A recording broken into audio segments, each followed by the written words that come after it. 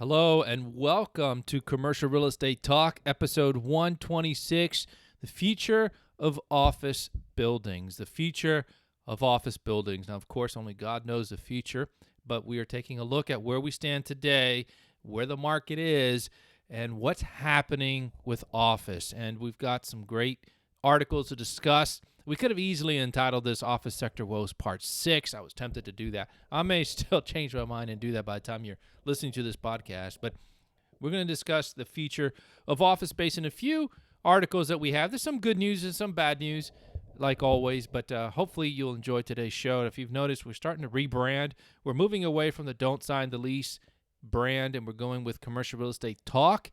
That is our new, if you haven't yet, checked us out. By the way, this podcast is available on YouTube on the Commercial Real Estate Talk channel.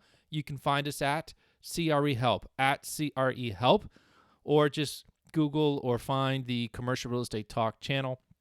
These podcasts are being broadcasted through video, and it's helpful. Like today, we're going to listen to a video to start off from Fisher Investments, a major landlord in New York, and what they had to do to an office building to attract a major deal that was recently signed. And I thought that's going to be the thrust of today's show, and gave us the title for today's show. But not only can you find these podcasts, but we've started these little shorts, and they're growing in popularity. You know, we did TI. What is TI? And the idea of this is learn commercial real estate in 1 minute. The last one we did was on cap rates. And of course, that's a little bit more popular category, and we've got some good views on that. So please subscribe, give us some thumbs up, go over there, help us grow that channel. We want to get the news out, and we want to teach and give these tips and knowledge and know-how. We're going to try to pump out 2 a week. I've got maybe 60 of them that I just off the top of my head said, these are things that I get asked all the time. And so the next one that's coming out, God willing, later today or tomorrow, will be on ROFO. So if you don't know what a ROFO is, hang in there. In 1 minute or less, you will learn what a ROFO is, and that's the purpose. So whether you want to learn about commercial real estate, whether you're a business owner and you've tackled these things and you've just wondered, what is this? Or if you just want to sharpen your skills, these little shorts are going to be a great way to do it. And I figured there's a major need in the community to learn commercial real estate, particularly the entrepreneurs and tenants. As you venture out the first time to lease space, these terms are just going to come flying your way from landlords and brokers, and it's good to be on the same pace with them. So that's the purpose of these shorts. Later on, God willing, we're going to try to pick a few of these and expand on them. I think TI is one that's perfect to do that. I think cap rate's another one. I even think ROFO is another one. We're gonna broaden these and maybe give 5 minutes. So we'll ask a little bit more of your time in order to learn commercial real estate. Look, obviously all this goes well with the book project. So if you haven't visited yet, go to don'tsignthelease.com and check out our book on commercial real estate office leasing. If you like the shorts, if you like this podcast, and you like the style of that book, it's going to have a little bit of my personality in it. It's going to be based on true events. Everything's been altered, for copyright or protection purposes. But listen, it's basically 30 years of experience poured into a book, and you'll enjoy reading it. I had one client pick up the book, and he said about sitting on the beach one afternoon, 4 or 5 hours with the family, he just picked up the book and didn't put it down and went through it. So that's the purpose of that book project and this podcast. And stay tuned. God willing, by next week, we're also going to move away from don'tsignthelease.com. It will still be the same website. It's just going to have a new URL. And we hope that will help communicate more what we're trying to accomplish in the community when it comes to giving out and dispensing commercial real estate knowledge. But let's jump right into the podcast, episode 126, Future of Office. And here we have this article or news from Bloomberg Television. Look, as I explore more commercial real estate on YouTube, there's quite a few folks speaking about it. And so if you see me talk about Bloomberg Television, go ahead and give them a subscribe. I mean, they don't need any more, really. Commercial real estate talk, they could use your subscriptions. But Bloomberg has 1.99 million subscribers. But in any event, I haven't subscribed myself here, but they do a decent job of discussing these things and going into local markets, and this was in New York. So I'm going to play this for about a couple of minutes, and then we're going to provide some commentary. Have been fairly stagnant. They've been All right, so he's talking about rents. It's kind of hard to pick up, but he talks about office rents in New York Rents City. themselves have been fairly stagnant. Okay, let me pause you there, mister. So here's the thing. Why do we like to always cover New York City? If you've been with us for a while, it's because New York is a donor city. What happens in New York has a trickle-down effect to the rest of the country, especially down here in South Florida, especially Miami. Now, look, COVID hit. It was very dramatic in New York, and it benefited South Florida, Palm Beach and Miami's Brickell Avenue primarily, and now you've got some Miami Beach and other markets impacting. But anyway, let's see what he has to say. This is Mr. Fisher of Fisher Investments. They haven't moved much. Okay. What has moved is the net effective rents. The rents after you factor in tenant improvement allowances and brokerage commissions and free rent. All right, so what he just said in a nutshell, rents haven't moved much. What has moved is net effective rents. Let me explain. So let's just say rents for a Class A building in New York is $95 a square foot. That was pre-COVID, post-COVID, and let's say it's around $95 today. Rents haven't moved much, but the net effective rents have moved dramatically. And in essence, this impacts the net operating income of a building owner. What he's saying is, we have to give more free rent. We have to give more tenant improvements. Our operating expenses are also through the roof. Real estate taxes and insurance and labor costs, management fees, everything is higher. So whereas 4 years ago, their net effective rent, let's say, would have been $95 less $25 in expenses. So that's $70 a square foot. And let's say they had to put in another $30 a square foot to do the deal between TIs and commissions. That gives them a net effective rent of $40 a square foot. That's going to be a future podcast where we discuss how to do that, because I just gave you the back of the napkin fire hose drink from that. But that was, let's just say that was in early 2020, early 2021. Today, instead of $30 in incentives, you might have to give $50 or $60 more in TIs, more commissions in order to get that deal done. So you can see how that now impacts the net effective rents, now $20 a square foot. So whereas landlords were making $40 a foot off that $95 a few years ago, today they might only be making $20.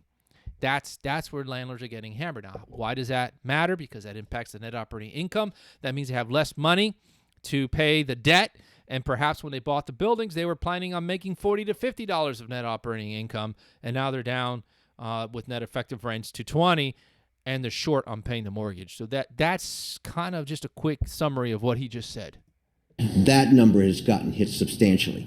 The amount of landlord work has also increased. So as part of making the deal, there's tenant improvement allowance. There's also the work that the landlord has to do in terms of capital expenditures to make the buildings leasable. So take, for example, at 1345 Avenue of the Americas, which those of us who have been here for more than 15 minutes call 6th Avenue. Paul Weiss, big New York City law firm, just took, I guess, a 15-year, 143,000 square foot lease. So is that new space? Or are they just kind of repositioning space? And what did you have to do? Did you have to put in pool tables and ping pong tables and all that kind of silliness? I wish it was that simple, Paul. First, it was 765,000 square feet. We had a 1 million square foot vacancy facing us in 2025 with Alliance Bernstein moving out to Nashville. Oh, that's right. And so, before the pandemic, we actually looked at. All right, folks, did you hear that? When did you ever hear that a 765,000 square foot tenant was going to leave New York City to go to Nashville? That's what's happening. And don't kid yourself. This is not going to slow down for New York, especially after what they just did to the former president's business. And I mean, all these lawsuits where they got into the books and where they talk about this or that. And then the way they, particularly the lawsuit over the, I think, was it Letitia James, don't quote me, about fraud. And they fined Trump 400 and some odd million for business practice that every single landlord and every single business owner in New York, and perhaps yourself, does. And that is simply, you give an assessment, an appraisal of what your property is worth. And your property is always going to be worth more than what the county is assessing. That's just the way of the land. Look at your house. If you were to pay real estate taxes on your house based on the market, if you were going to go sell your house today versus what the county assesses, you wouldn't be able to afford your house, right? Maybe you bought your house 10 years ago and it's assessed at $300,000, but today you can sell that house for $800,000. So should you proactively pay taxes on the $800,000 house, or are you paying based on what the county assesses it at $300,000? You see, that's in essence what happened with Trump. Now, Trump borrowed money against the appraised value of his office buildings, and he paid the banks back. And I'm not saying this to support Trump or be against Trump. It's not politics. I'm talking about the real estate aspect of it. And so Trump went to lenders. He did an appraiser. He said, my building's worth whatever, $500 million. You think the banks just said, okay, Mr. Trump, here's $500 million? Of course not. We discussed this in past podcasts. They will go in and they will do their own appraisal. I get calls all the time from appraisers appraising commercial real estate. Tell me where rents are. What are you doing? What incentives do you have to do? What's your occupancy? What's your thought about this building? So that's what banks do, especially on these major trophy assets. And so then the banks come up with their own estimation of value, and then sometimes there's a little bit of negotiation, and then they loan the money. Well, that's what happened in New York. That is common, 100% legal business practice, and somehow New York found a way to say that was fraud. And I've looked at it. I've heard from others like Alan Dershowitz, who is not a Trump fan. He wrote the book called Get Trump, and he's looking at this too, and he clearly sees that the justice system was weaponized against someone who's running for president. Not good. This isn't a political talk show. You know, the Americans should make the decision at the ballot box over who should be president, not a local judge in New York City. But the reason I got into that is because here you have one of the largest tenants in New York City saying, we're out of here and we're going to Nashville, Tennessee. And New Yorkers, you better get control of your political leaders in New York City, or this is going to continue. And this is the domino effect of what's happening to Trump is going to continue to trickle down. We're going to hear more and more of these tenants saying, we are out of California. We are out of New York. And, you know, it's the Sun Belt, Tennessee, South Carolina, Florida, Texas. These are the places that are going to be the benefactor of it. Now, let's see, in another year or two, you're going to start seeing these big cities cry foul when they can't pay their bills because everybody bailed based on their political views. And they're going to look to the Sun Belt folks, right, to say, please bail us out. We'll see how that works out. But that's shocking. That's a long way to say I'm shocked that someone, a large company, will go from New York City to Nashville. Now, listen, if you're an employee there, imagine the cost of living in Nashville compared to New York City. What you would pay for a one-bedroom apartment, you could probably live in a five-bedroom, four-bath mansion on 3 acres in Tennessee. So folks are going to wake up. They're going to say, we don't have to do this. It's America. We have the right to say with our pocketbooks, with our business address, what we think about your policies. And in New York, you're just doing it to yourself. So hopefully men like Ken Fisher can step up, but keep interrupting him. Let's take a look at what he has to say about how they recruited office tenants. Inside the portfolio. Let's back up. That's right. And so, before the pandemic, we actually looked inside the portfolio because we knew that we were competing now not only with our comp set, but also with new construction. We had seen millions and millions of square feet of new construction that we hadn't seen since the 60s. Oh, wow. And so we knew we had to invest and reposition the portfolio. And so we did so. And then, of course, the pandemic hit.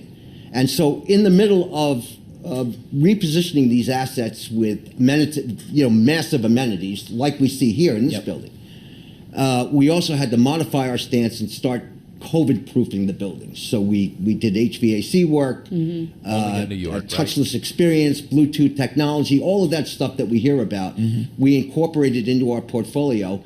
And which, by the way, if you've been keeping up with the news, Fauci has been in front of Congress over the last week or two and basically admitted the 6-foot rule. We don't know where it came from. It just kind of showed up and we adopted it. So masks have shown to be ineffective. 6 feet, 3 feet, 10 feet, touchless, not. I mean, again, here you have Mr. Fisher stating they've spent millions of dollars to COVID-proof their offices based on data that came from the CDC and the World Health Organization and Fauci that was not reliable, that is not verifiable, that was frankly, just baloney. They made it up out of thin air as they went and took control of the corporate world. So I kind of feel sorry for Mr. Fisher and all these landlords who decided to go to all this stuff, which in the end, what difference did it make? It didn't make any difference. And the result was, while again, we said that rents were fairly stable, it was the amount of work that it took to get Paul Weiss in. Yep. So it was not just what we saw in the deal itself, but what we had to do to reposition the building to get Paul Weiss to look at it. So is that a healthy commercial real estate market? Is that an investment cycle? Like, how would you then describe it? Well, again, we're looking at a bifurcated market. So, we're competing with other Class A assets. And so we, long before the pandemic hit, we just knew what we were going to have to do. There was a stat that came out years ago that almost 60% of the market was over 60 years or older. And so we fell into that concept. We fell into that grouping. And so it became very, very important for us to reinvest in the portfolio. And I think you'll see that those who have reinvested and spent the capital expenditures necessary to reposition their buildings have had some activity, and those who haven't have not. One of my first Wall Street interviews was in Park Avenue Plaza, the old First Boston Corporation, back in the day. And I was like, oh, this is a real office. Seems This is like a real place, lifetime. yes. Yes, it does. Yes, it does for many reasons. All right, I'm going to pause right there, and we'll probably move on because see the clock is ticking very quickly. But here's what's going on, and I 100% agree with Mr. Fisher. They looked at their portfolio and said, oh, dear, folks are working from home. We're coming out of this pandemic. Corporate world's having a hard time recruiting their employees back to the office. Certainly, the ones that are going to make a better pitch to bring employers back to the office are the ones who are in an office that's modern, where it has amenities like gyms and conference facilities and food and meeting places and pickleball courts. We talked about that last time. They've got all these amenities to kind of make work a little bit more like home and a little bit more enjoyable when you come in. And folks, only the newer buildings can accommodate those amenities because they were designed with that in purpose. So you have older buildings. For instance, in Miami, you have 1221 Brickell Avenue. I mean, this building's built in the 80s. They took an entire floor, essentially, and dedicated it to tenant amenity suites, outdoor areas, and ping pong tables, and video games, and open areas, and coffee bars. And so that's what the corporate world is doing. And if you're an older building, you got to figure out how you're going to do this, because this is going to become a major, major problem where you've got these older buildings that are just obsolete. They're just defunct. It's just not a fit in the marketplace. And it's going to take some time. It's going to take some pain before these office landlords realize that they're either going to have to tear the building down or sell it to someone else who can do this. And perhaps the highest and best use of these older Class B and C buildings is no longer office. Maybe it's future apartments. Maybe it's retail. Maybe it's a conversion. Maybe it's a hotel, because many of these B and C buildings are still located in a great location, right? Because they were there first. They're there 50, 60 years ago. So they're on Main and Main, but no longer does the market want 8-foot ceilings and minimal windows and small corridors and lobbies and no amenities. So this is a major impact to the office market. Now, we're going to quickly read through this. This is from Globe Street. And by the way, that was from Bloomberg. I think I made that clear. So office bears brunt of CRE distress in 2024 halftime. So we're halfway through the year, essentially. And Trepp's mid-year look at CRE described the office sectors on the brink and navigating the pain of an uncertain future. Commercial real estate, CRE market continues to grapple with persistent risk and distress, with the office sector bearing the brunt of the impact. Now, I posted something on LinkedIn. If you haven't connected with us, Blue Box Real Estate Corporate LinkedIn, there's our logo right there. Please do. You'll see all these articles come through there. But I posted that multifamily is also at risk. And essentially what they're going to go into, as you can see here, is the CMBS loans issue. And they go into a little bit of details. The loans have an average of about 5.51% coupon, and the median is 4.83% coupon. That's okay. The problem is when they mature and you have to refinance, you're not finding 5.5. You're now finding 7, 7.5, maybe 8. And you got lenders saying you need, and plus you also have to upsize the equity in the deal. And these are office buildings. We talked about the older ones that are struggling with occupancy, and now the cost of the loans are going up, and as well as the insurance, as well as real estate taxes, as well as everything else. And that's why there's tremendous risk, okay? The second risk, besides the CMBS loans, the article points out, is the risk of lease rollover, okay? Lease rollover. Look at this. One of the innate requirements of working through the financial difficulties is maintaining revenue. Out of 48 loans worth $1.3 billion, dominated by office loans, face maturity of leases governing at least 50% of their spaces by the end of next year. So by the end of 2025, 50% of leases will also mature. So not only do you have maturing debt on one hand, you've got leases that are expiring on the other. And look, this article here by Mr. Fisher is case in point. They had a lease. They were going to essentially have a 1 million square foot empty building at the end of 2025. So they knew that. They were proactive. Now they had the funds and they invested and were able to then to attract a tenant to come in and replace them. So that's a success story. That's why I would recommend. I'll post this one. I'll share this one also on my LinkedIn page because I think it's a great article, a great case study of what landlords should be considering. Look, I have a call this afternoon with a landlord of an older building. We'll see how it goes. I'm not sure why they want to speak to us. I mean, it is something that we do. We are Blue Box Real Estate. It's just how do we pay bills? We're an independent, best-in-class since 2017 commercial real estate firm in South Florida. We specialize in tenant advisory services, landlord advisory services, and investment sales. So at one point, we had 7 office listings going into COVID. I mean, from Coral Gables to the full gambit. I mean, full, great quality assets. And we have, in the past, focused more on now tenant advisory services, which is what this podcast is about primarily. But we still do have some landlord clients in town, and we can advise landlord clients even if we don't have the bandwidth to pick up the assignment. We can refer it to others. But anyhow, we got someone that we're going to speak to today, and we'll see how it goes. All right, so let's go to the next article. We talked about office bears. How about this? BBC, of all places, I'm finding commercial real estate articles in. And so here's one called from the BBC, Corporate Real Estate is on cliff edge as firms race to rethink communal space. As businesses downsize in a hybrid work area, empty offices could become flats for millionaires with little daylight or an opportunity to invent a city center. So a beautiful picture of an empty space. It almost looks retail, but it's an office space. And this isn't just a U.S. problem. More employees work from home in a hybrid work area. Many companies are finding they need smaller office spaces compared to pre-pandemic floor plans designed to house as many workers as possible. More businesses are looking toward more compact but higher quality spaces in the future. That's exactly what we've been discussing. It's called flight to quality.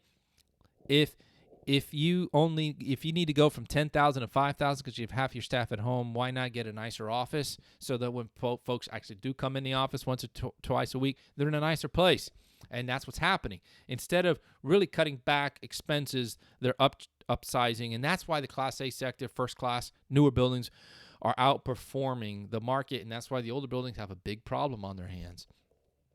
All right, let's keep going. According to figures from the global commercial real estate firm JLL, I'm an alum, by the way, 48% of clients in major markets, including the UK, Germany, and France, are seeking to decrease footprints in the next 3 to 5 years as a result. Our clients are working out what to do with the space they've got by analyzing data from recent years to come with a long-term plan. Stephanie Hyde, CEO of UK, CEO, EMEA markets at JLL. In addition, many leases are expiring. Companies are pre-leasing ahead to meet sustainability agendas, and they're focusing on getting hybrid work right. I'll just hold the article there to keep us moving. But listen, look at this article. I mean, it just goes and goes and goes. See, when I tell you that I'm only halfway through the article or a third of the way, this is what I can show you now. But there are so much more we can discuss on this. But in essence, is now finally going into 2024, 2025, 2026, the corporate world can respond to what happened in the pandemic.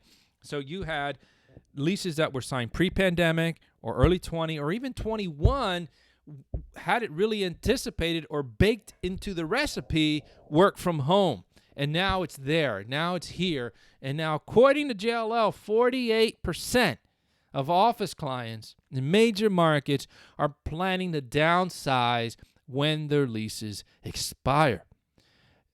Again, it's a perfect tsunami for office landlords. Higher CMBS loans when you refinance because the interest, in fact, the Fed just yesterday said we're holding on rates. I don't know what the markets are doing right now. I'm sure it's probably neutral, but because no news is good for the markets. They need to just know uncertainty is bad. But listen, folks were thinking we'd have several rate cuts by now, and the rates have not gone down. And so now that's getting baked into the equation. And then you've got insurance costs and operating costs going through the roof. You've got incentives to attract tenants going through the roof.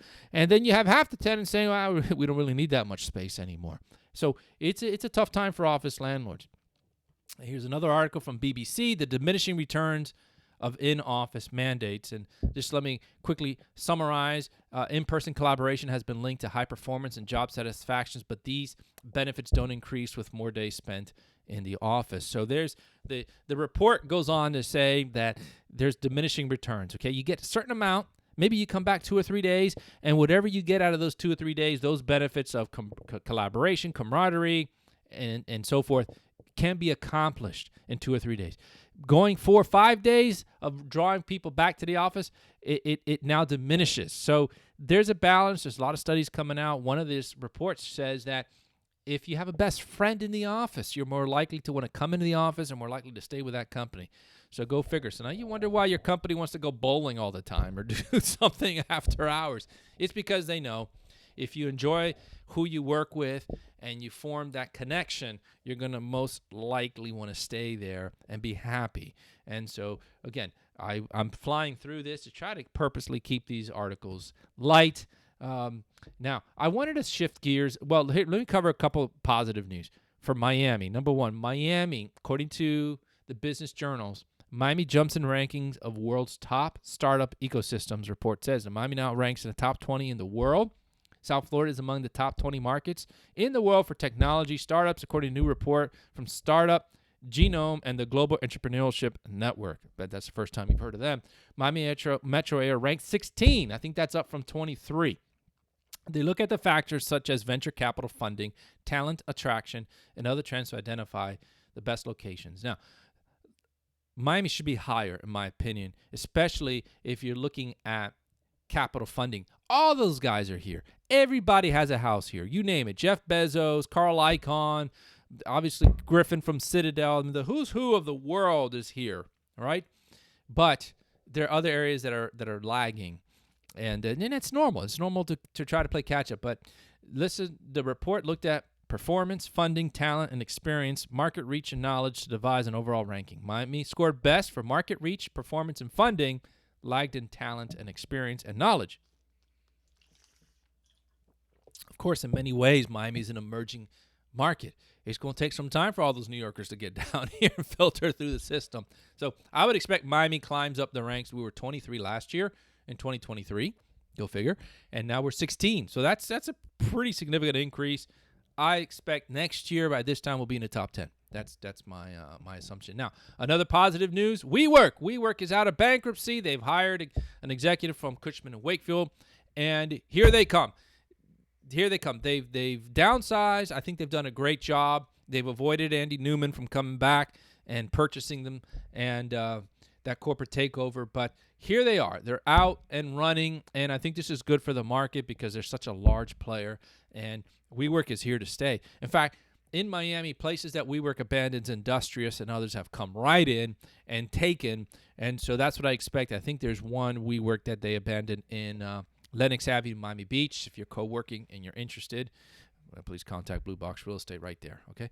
All right, so WeWork is out of bankruptcy. That is great because if they completely went under, at one time in New York, they were the largest occupier of office space. You don't think of them as an occupier of office space because they turn around and release that office space, but they are an occupier of office space, and they had at some point over 5% of the New York market was just WeWork. So a collapse of WeWork could bring down major cities, and even in Miami, there's a major WeWork almost in every major market. So this is good for the market. WeWork is out, And there's definitely a place for WeWork, but that's good news. All right. This was an interesting article for those brokers who are listening to the podcast. This is from BizNow because we keep, the commercial real estate industry keeps getting in trouble over commissions and fees and getting sued. And then you had the whole Realtors Association. It was mainly residential, but sometimes that drags down everybody. But this article says battery manufacturer sues JLL to avoid paying $5 million site selection fee. Let's get into this. A Turkish lithium-ion battery manufacturer is suing JLL to get out of paying brokerage giant $5 million as part of a development incentive deal to develop new plant in South Carolina. Control-Matic Technologies, through its Pomega Energy Storage Technology subsidiary, is suing the global commercial real estate services firm, claiming that a memorandum of understanding signed in 2022 wasn't binding, and the fees laid out in the document violate South Carolina law. The battery maker said in the lawsuit initially filed at Colleton County before it transferred to the U.S. District Court of South Carolina at JLL's request that JLL is entitled to only $750,000 in fees for its work helping with site selection. Control-Matic struck a deal with the state for a $127.5 million incentive package, and the memorandum understood entitled JLL to 10% of the reward economic incentives up to $5 million. According to the suit, JLL has demanded payment of $5 million, but Control-Matic argues that because a large chunk of the incentives it received was based on a predetermined economic development formula, the brokers didn't identify or negotiate them, so it isn't entitled to a slice of the incentives. Control-Matic acknowledged that it chose Colleton County acting under the advice of JLL, but its attorneys wrote that the suit in the state law prohibits representatives of taxpayers from charging contingency fee for the procurement of economic incentives. Control-Matic also claims contingency fees calls on JLL in the memorandum violate South Carolina law, which prohibits companies from having to pay contingency fees in exchange for some state incentives. Most of the incentives included in the incentive package, however, were not identified or negotiated by JLL. For example, Control-Matic was awarded corporate income tax credits and sales tax exemptions based solely on statutory formulas, not JLL's effort, the company attorney wrote. In its answer, JLL denied Control-Matic's allegations, adding that the initial memorandum of understanding wasn't subject to South Carolina law. That's hard to say that. And the Turkish firm failed to state any basis for the dispute. A JLL spokesman said the company doesn't comment on pending litigation. All right, Control-Matic in late 22 selected the county for its $300 million, 500,000 square foot lithium plant with a 3 gigawatt hour capacity, a plant that promised to bring nearly 600 new jobs.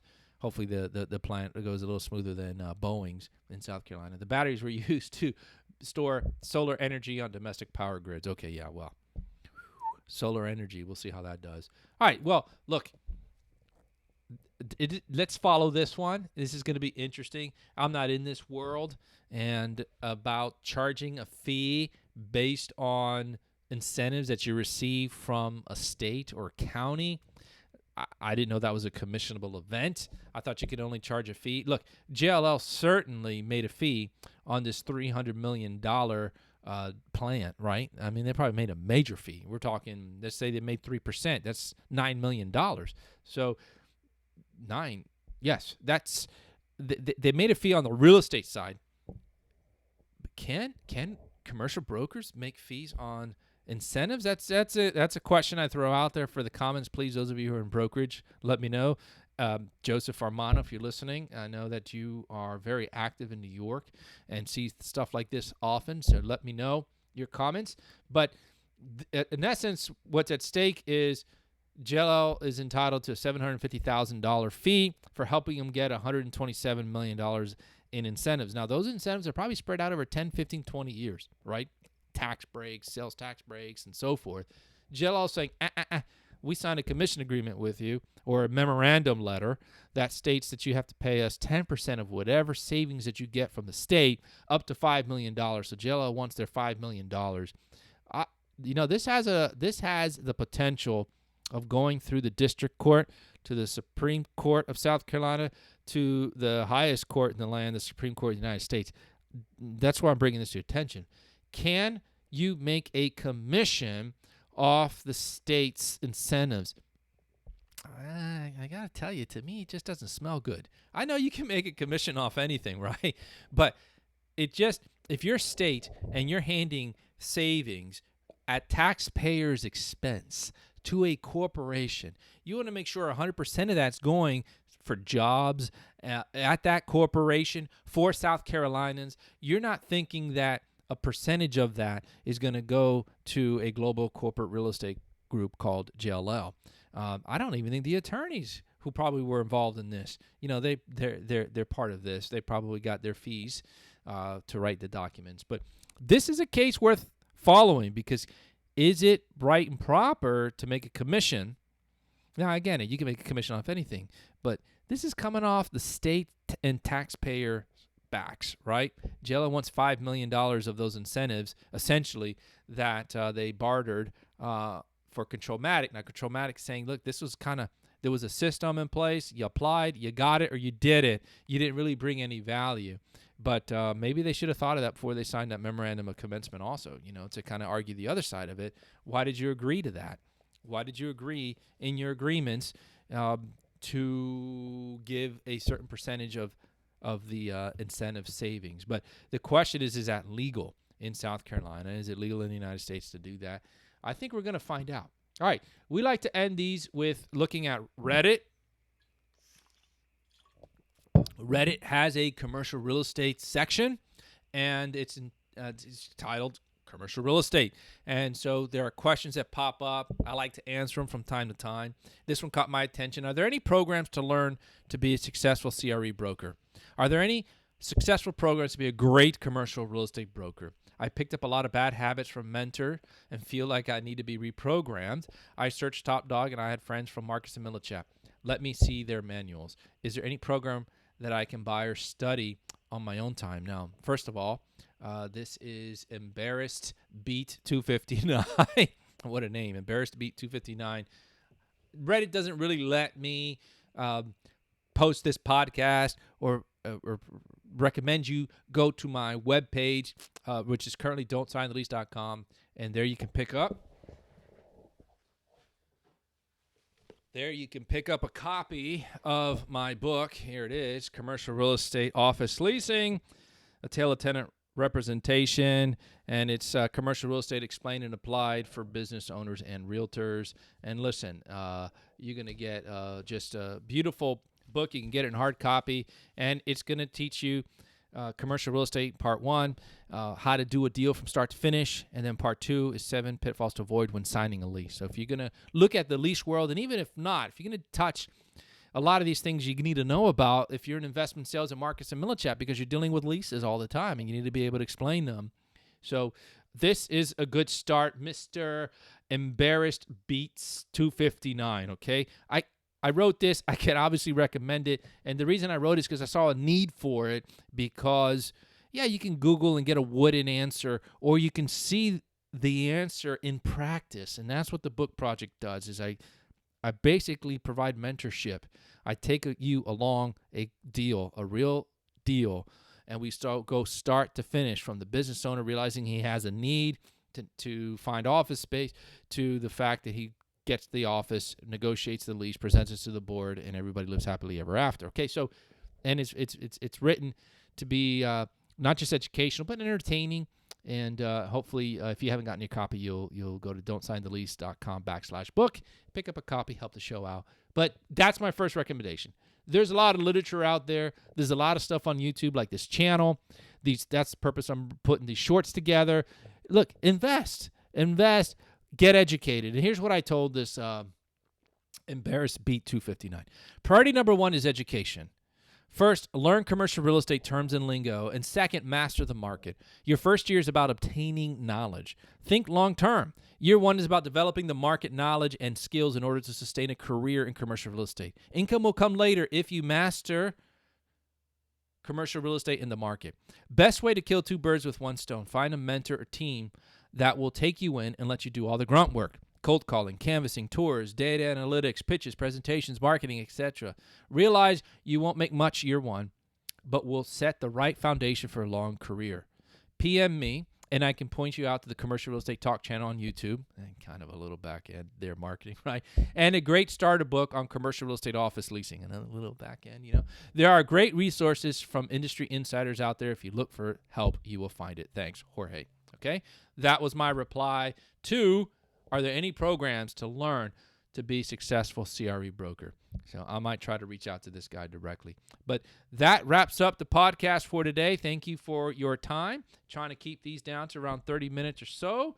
I don't know. I can't tell if we are on schedule or not. Yes, right at 40 minutes. So we'll do our best to cut these down to about 30 minutes. And again, encourage you to subscribe to the channel, Commercial Real Estate Talk channel. Subscribe to the podcast. Help us out. Share us with others. And remember Proverbs 20:18. Plans are established by counsel. By wise counsel, wage war. All right, until we talk again, have a good day.